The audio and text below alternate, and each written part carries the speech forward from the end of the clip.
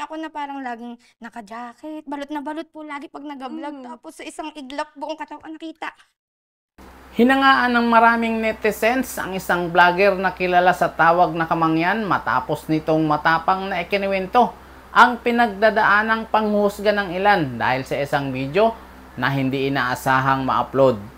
Panoorin, mag-like at mag-subscribe dito po lamang sa ating munting YouTube channel, Tito Nobs Vlog. Nakilala si Kamangyan dahil sa kanyang mga nakakaaliw na vlogs na madalas ay nagluluto sa kanilang bukid sa Mindoro habang tanaw ang masarap sa mata na magagandang tanawin. Nakakagaan din daw umano sa pakiramdam ang mga videos nito dahil sa nakakaaliw nitong pananalita. Pugita nga niyo pala ang alutuin ko ngayon din sa bukid mga Kamangyan, kaya naman for the go! At dahil unti-unting nakilala ang nasabing vlogger, kinukuha na rin siya ng ilang brand para i-promote ang kanilang mga produkto. Ngunit sa hindi nga inaasahang pangyayari ay nagkaroon ng insidente kung saan maling video ang na-upload nito nang i-promote niya ang isang brand ng shampoo. Ayon kay Kamangyan, tuwing nagpo-promote daw kasi siya ng produkto ay talagang ipinapakita niya na ginagamit niya ito. Kaya nag-video daw siya habang naliligo ng hubot-hubad. Kwento niya, wala naman daw sanang problema yon dahil wala naman daw umanong makakakita ng buong video, lalo't siya naman daw ang nag-i-edit ng kanyang mga vlog. Kwento ni Kamangyan, Nag-promote ka po. So syempre, dahil nga ang dami naming inagawa, parang nanghihinayang ka na dun sa oras. So, syempre, isasabay mo na siya dun sa pagliligo. August 28 po kasi. Kailangan nang matapos yan bago mag-September. Tapos, sabi ko, ay siya, malapit na pala. Nagawa ko siya lagi. Parang sa akin, okay lang naman kasi nga ako naman po yung ga-edit. pagpapatuloy pa ni Kamangyan, mag-alas 10 daw sana ng gabi ay may post niya na ang nasabing video. Ngunit bigla nga raw nag-brown out habang nag-upload ito. Kaya naman nang i-check niya ng madaling araw ay hindi pala ito nakapost kaya nire-upload niya ito. Ngunit sa hindi nga inaasahang pangyayari ay may ilang clips di umano na hindi na-edit sa nasabing video. Sabi pa niya, Sa mga 10 PM po noon, 10 PM, upload ko na siya. Ngayon, nag-brown out. Kala ko, pero na-edit ko na po yun. Na-play ko ilang beses bago i-upload. Ba't ko naman na-upload nang kita yung ano? Tapos ngayon, nag-brown out. Natulog na po ako noon. Na-upload na, so okay na. Tapos mga madaling araw, syempre parang naiihi kapag tapos sabi ko, tingnan ko pala kung okay. Syempre natingnan mo rin yung views noon, kung na-upload na pati. So ang nakalagay doon sa taas ay retry, tapos nilagay ko na sa ilalim, tapos matulog na. Parang may nabulong sa'yo na, i-check mo yung phone mo. So parang mga 5 minutes pa siguro po yun. Ay 400 views lang po yun, di man 400,000, 400 na tao ang nakakita. May nag-comment po muna. Sabi ko, may nag-comment agad maagang-aga pa. May hindi ka na-edit. Sabi ko, tapos inano ko na agad. Yung part yun. Sabi ko, dinilit ko na agad. Sanay ako na parang laging naka-jacket, balot na balot po lagi pag nag-vlog. Tapos sa isang iglap buong katawan nakita. Aligaga ka na kasi parang. sinabi din na Kamangyan na kahit ang boyfriend niya ay hindi pa nakikita ang katawan niya kaya labis ang kanyang panlulumo sa nangyari. Matapos ang pangyayaring ito, nag-intay sila ng ilang araw na baka kumalat at pag-usapan ang kanyang video. Ngunit wala namang umanong lumabas. Inakala niya na okay na ang lahat at baka wala ring nakapag-download ng kanyang video. Nakahinga na nga siya ng maluwag ng ilang buwan dahil inakala niya naligtas na siya sa isyu. Ngunit nabigla daw siya nitong November 1 nang biglang may nang blackmail sa kanya at humihingi ng 50,000 pesos. Ang kapalit umano nito'y hindi niya ikakalat ang video.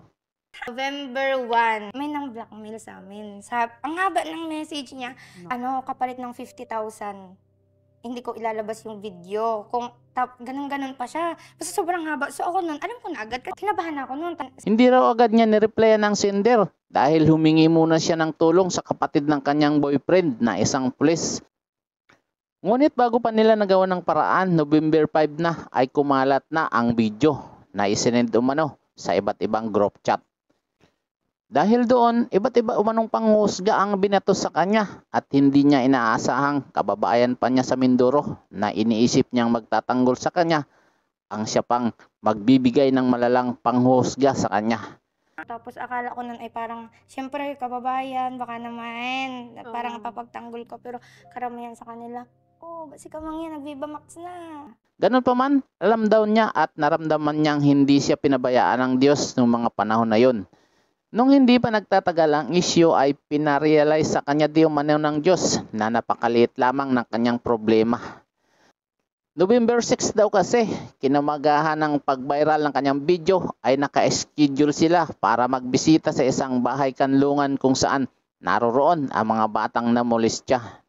November 6, nagpunta pa ho kami nun ng bahay kanlungan. Yung bahay kanlungan, andun yung mga batang na-rape. Parang magatulong po kami doon. Tapos parang siguro way na rin yun ni Lord na parang nasabi niya na dadalhin kita, huwag kang mag-alala, dadalhin kita doon sa lugar na mafe-feel mo na yung problema mo sobrang liit.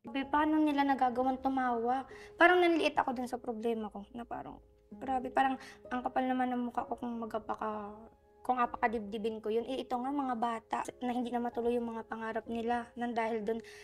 Ako, hindi naman ako na nakita lang nila yung katawan ko, hindi naman nila na okay naman ako. Naiyak na ako nun, parang ang galing naman nila. Nakita raw niya na sa kabila ng pinagdadaanan ng mga bata na naroon ay nakukuha pa raw ng mga ito ng umiti at maging masaya. Niyakap din daw siya ng mga ito. Nung paalis na ako nun, hinag ako ng mga bata. Tapos, na hindi nila alam na may napagdaanan ako. Hinag nila ako, parang hindi na to yung mga bata, parang si Lord na siguro na yun. At pakiramdam niya ay ang Diyos ang nagko-comfort sa kanya ng mga oras na iyon. Malaki rin daw ang pasasalamat niya sa mga naging tulong ng kanyang pamilya dahil ni minsan simula nang nag-viral ang kanyang video ay hindi raw pinaramdam sa kanya ng mga ito na malaki ang kanyang problema.